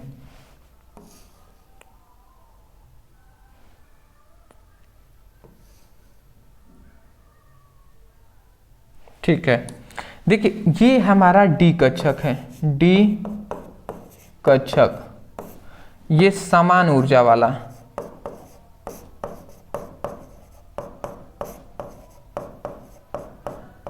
समान ऊर्जा वाला ये डी कक्षक है। डी कक्षक में 5 कक्षाएं होती हैं तो इसीलिए।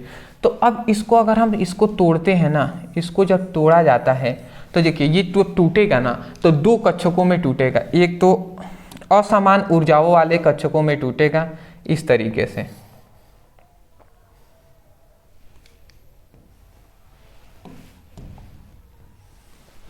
तो देखिए यहाँ पे ये टूटा तो फर्स्ट तो ऐसे टूट जाएगा दो कक्षकों में, और ये कहने में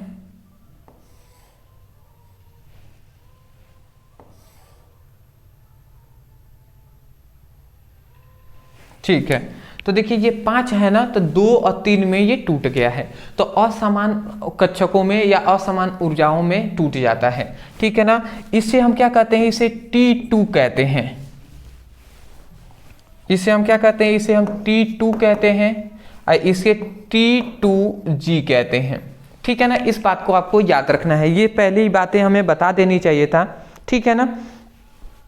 ठीक है, ठीक है ना, इस बात को आप याद रखेंगे। अब इसका ऊर्जा अंतर यहाँ से इसका ऊर्जा क्या होता है 6dq होता है और इसका ऊर्जा जो होता है वो 4dq होता है, ठीक है ना। इन दोनों, इनका टोटल दोनों का ऊर्जा अंतर क्या होता है 10dq होता है, या हम इसको dq ना लिखें तो डेल भी लिख सकते हैं, ठीक है ना। इस बात को आपको याद रखना पड़ेगा। सॉरी यहाँ पे T2 नहीं, EG, ठीक है ना, Eg कहते हैं। तो इस बात को याद रखेंगे, जो D कक्षक है समान ऊर्जा वाले 5 कक्षक हैं, तो 2 और 3 में टूट गए, 2 में टूटेगा उसे Eg कहेंगे, और T2G जो 3 में टूटेगा उसे T2G कहते हैं। इसका जो ऊर्जा है, ऊर्जा अंतर 6dq है और इसका 4dq है। दोनों का 6 4 10, दोनों का क्या हो जाएगा 10dq हो जाएगा। तो यही कह रहा है कि D कक्षकों का विपाटन, अब समझिएगा D कक्षक जो है ना, इसका विपाटन जिन 2 समूहों में होता है, जिन 2 समूहों में होता है उन्हें T2G और Eg कक्षक कहते हैं। देखिए T2G इसे कहते हैं, इसे Eg कक्षक कहते हैं। और इन कक्षकों के बीच का ऊर्जा अंतर 10dq होता है, इन कक्षकों के बीच का ऊर्जा अंतर 10dq होता है, ठीक है ना। इस ऊर्जा अंतर को क्रिस्टलीय क्षेत्र विपाटन कहते हैं, और इसी ऊर्जा अंतर को क्रिस्टलीय क्षेत्र विपाटन कहते हैं। तो इसीलिए मैंने कहा ना, फिगर बताएंगे समझ में आ जाएगा। अगला आता है D कक्षकों के विपाटन निम्न 2 प्रकार से होते हैं। D कक्षक है ना, ये टूटा है, तो ये 2 कक्षकों निम्न 2 प्रकार से टूटते हैं। एक है अष्टफलकीय संकुल के क्रिस्टलीय विपाटन, जो कि हमने यहाँ पे बता दिया। दूसरा है चतुष्फलकीय संकुल के क्रिस्टलीय क्षेत्र का विपाटन। इसमें क्या होता है, दूसरे वाले में ये फिगर आपको बनाएंगे, इसके लिए हमने फिगर बना दिया है, इसके लिए आप ऐसे बना लेंगे।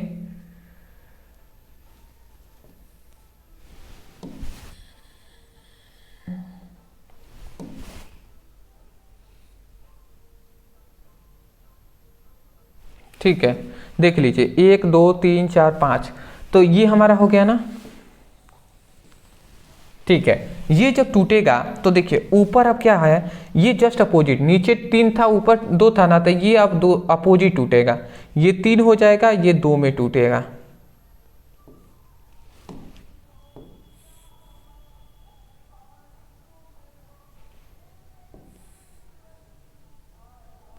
ठीक है, ये D कक्षक है, ये अब देखिए ऊपर में 3 में टूट गया, तो इसे हम T2G कहेंगे और इसे हम Eg कहेंगे, ठीक है ना। इसका जो ऊर्जा अंतर हो जाएगा वो 4dq हो जाएगा, और इसका ऊर्जा अंतर जो हो जाएगा 6dq हो जाएगा, और इन दोनों का ऊर्जा अंतर क्या हो जाएगा 10dq हो जाएगा, ठीक है ना। तो इस बात को आपको याद रखना है। आशा करता हूँ आप समझ गए होंगे। जस्ट इसके अपोजिट इसमें होता है, ये अदर कोई बात नहीं है। इसका स्क्रीनशॉट ले लें, ऐसा ही लिखना है, ठीक है ना। समय मतलब कम है ना, तो हर चीज़ों को मैं जितना आसान भाषा में जल्द से जल्द हो सके उतना पढ़ाने का प्रयास कर रहा हूँ, क्योंकि देखिए बहुत ज़्यादा टॉपिक को पढ़ाना है। अब तो कुछ कम बच गए हैं, और भी पढ़ा कर उसके बाद वीडियो समाप्त करेंगे। स्क्रीनशॉट ले लें। चलिए जी, बहुत ज़्यादा रात हो चुका है, ठीक है ना। जल्द से जल्द वीडियो अपलोड करना है, इसलिए मैं थोड़ा सा फास्ट चल रहा हूँ। एथिल एल्कोहल बनाने की विधि। अब एथिल एल्कोहल बनाने की 2 विधियाँ हमने यहाँ पे लिखा हुआ है। एथिल एल्कोहल बनाने की विधि, देखिए 2 विधि हैं। एक तो यहाँ पे ये है कि जब हम कैसे बनाएंगे जी, समझिएगा कि जब एथिल ब्रोमाइड को सिल्वर हाइड्रोक्साइड के साथ, जब एथिल ब्रोमाइड को हम सिल्वर हाइड्रोक्साइड के साथ जल अपघटन कराते हैं तो एथिल एल्कोहल मिलेगा, ठीक है ना। तो जब एथिल ब्रोमाइड को हम लेंगे और सिल्वर हाइड्रोक्साइड के साथ हम क्रिया कराएंगे, ठीक है ना। तो चलिए जी देखते हैं। सबसे पहले एथिल ब्रोमाइड को ले लेते हैं, C2H5Br। एथिल ब्रोमाइड को हमने ले लिया, सिल्वर हाइड्रोक्साइड के साथ इसकी हम क्या कराते हैं, जल अपघटन कराते हैं। तो क्या होगा जी, यहाँ से देखिए, यहाँ से C2H5 निकलेगा, यहाँ से OH निकलेगा, तो ये ही हमारा C2H5 और OH, ये हमारा पहला प्रोडक्ट बनेगा। दूसरा Ag और यहाँ से Br निकलेगा, तो AgBr, तो ये हमारा AgBr निकल जाएंगे। तो यहाँ पे ये जो हमारा बना ना, यही क्या है जी, यहाँ पे जो बना यही हमारा एथिल एल्कोहल। अच्छा, मैं आपको एक और बात बताना चाहूँगा, एथिल एल्कोहल को ही कभी एग्जाम में ज़्यादातर एथेनॉल कहकर पूछा है, एथेनॉल। तो इस बात को याद रखेंगे, एथिल एल्कोहल कहे या एथेनॉल कहे, दोनों बात एक ही। एथेनॉल क्या है, IPSC नाम है, ठीक है ना। तो इस एथेनॉल भी कहे ना, तब भी आपको सेम टू सेम यही लिखना है। इस बात को याद रखेंगे, एथिल एल्कोहल बहुत कम जगह और एथेनॉल ज़्यादातर जगह पूछा गया है। क्या है, एथेनॉल बनाने की विधियों को लिखिए इस तरीके से, ठीक है ना। तो पहली बात आपको ये एग्जाम्पल फर्स्ट समझ में आ गई होंगी। दूसरा आता है कि जब एथिल एसीटेट को हम क्या कहते हैं, सोडियम हाइड्रोक्साइड के साथ क्रिया कराते हैं तो एथिल एल्कोहल मिलता है, ठीक है ना।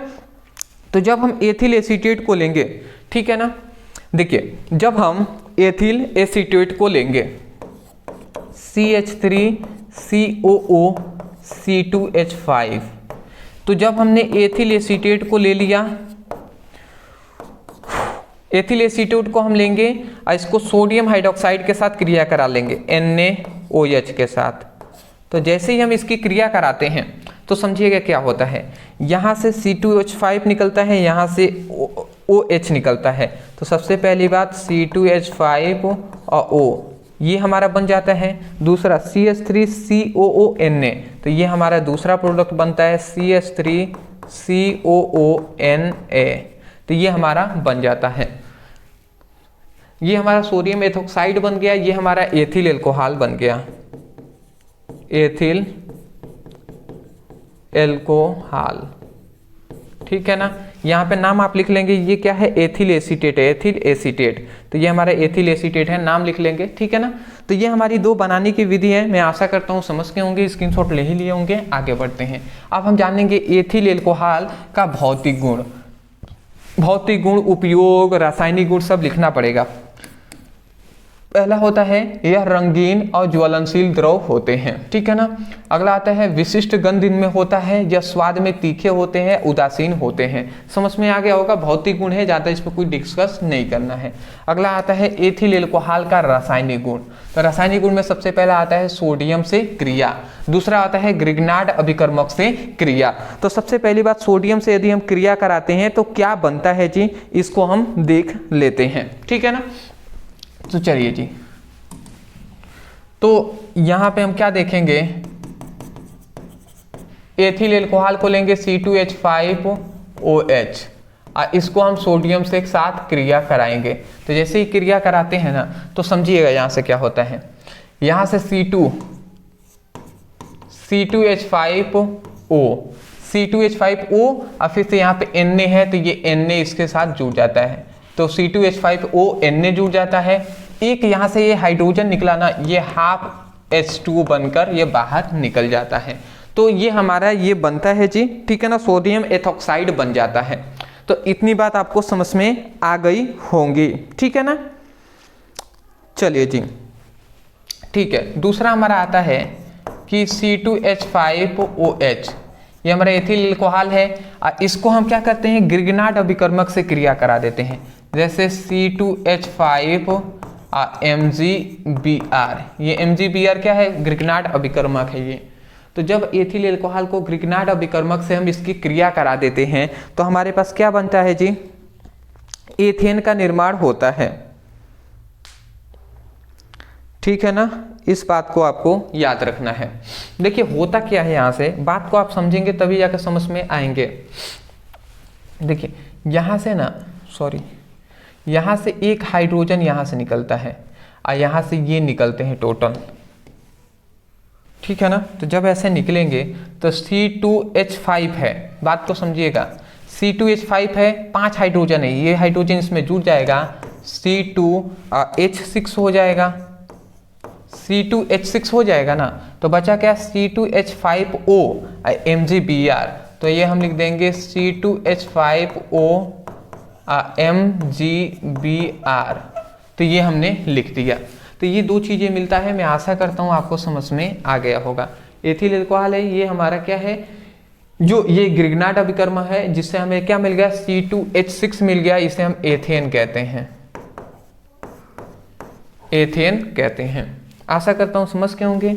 अगला आता है एथिल एल्कोहल का उपयोग। अब इसका उपयोग क्या है समझिएगा। सबसे पहला आता है कार्बनिक यौगिकों के निर्माण में, दूसरा आता है कार्बनिक विलायकों के रूप में, शराब के निर्माण में, अगला आता है मोटर और जहाज के ईंधनों में। आशा करता हूँ समझ के होंगे, स्क्रीनशॉट ले लें। आगे बढ़ते हैं, टाइम कम है दोस्त, ठीक है ना, जल्द से जल्द अपलोड करना है वीडियो, इसलिए मैं थोड़ा सा फास्ट चल रहा हूँ।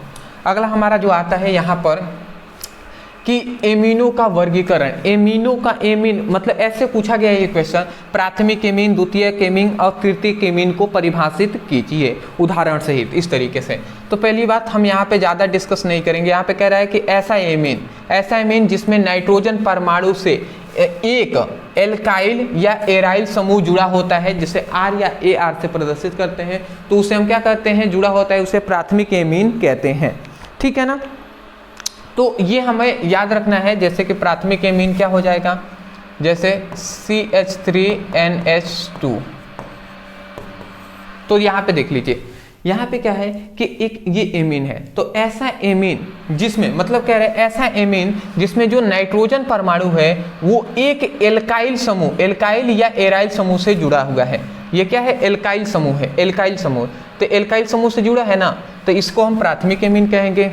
जैसे कि दूसरा एग्जाम्पल दे रहे हैं, जैसे C2H5NH2।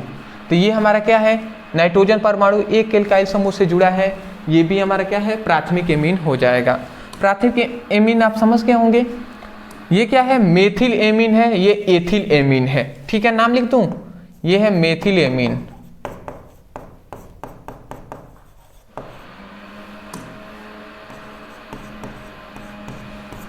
Ethyl amine.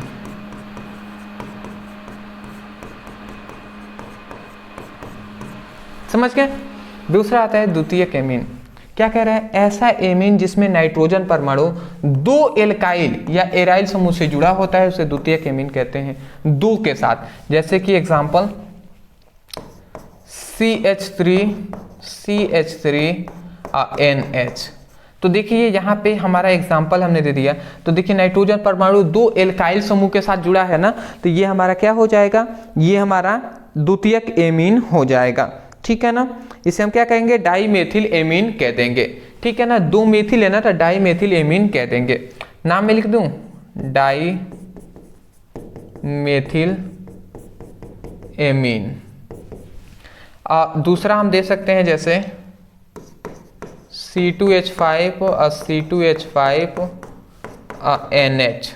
तो ये हमारा क्या हो जाएगा, डाई एथिल एमीन हो जाएगा। तो देखिए नाइट्रोजन परमाणु से दो हमारा एल्किल समूह जुड़ा हुआ है, तो एल्काइल समूह कहें या एराइल समूह, तो वो हमारा जुड़ा हुआ है, द्वितीयक एमीन कहलाएगा। इसमें आ गया क्या, तीन नाइट्रोजन परमाणु से, ऐसा एमीन जिसमें नाइट्रोजन परमाणु से तीन एल्काइल या एराइल समूह जुड़ा होता है, उसे तृतीयक एमीन कहते हैं। जैसे कि एग्जाम्पल क्या हो जाएगा, CH3N।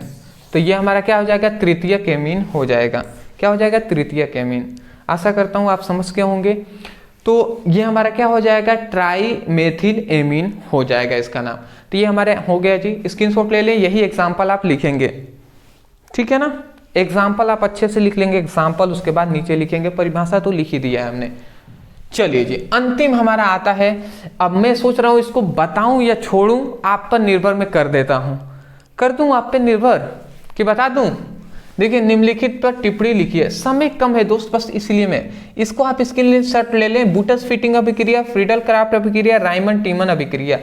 थोड़ा सा मैं भी थक गया हूं, तो मैं चाहता हूं कि आप इनको सबसे पहली बात पढ़ लें और एक एक करके रिएक्शन कर लें।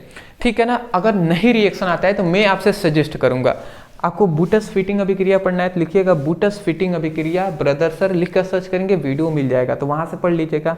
फ्रीडल क्राफ्ट अभिक्रिया ब्रदर सर, वीडियो मिल जाएगा। रीमन टीमन अभिक्रिया ब्रदर सर, वीडियो मिल जाएगा।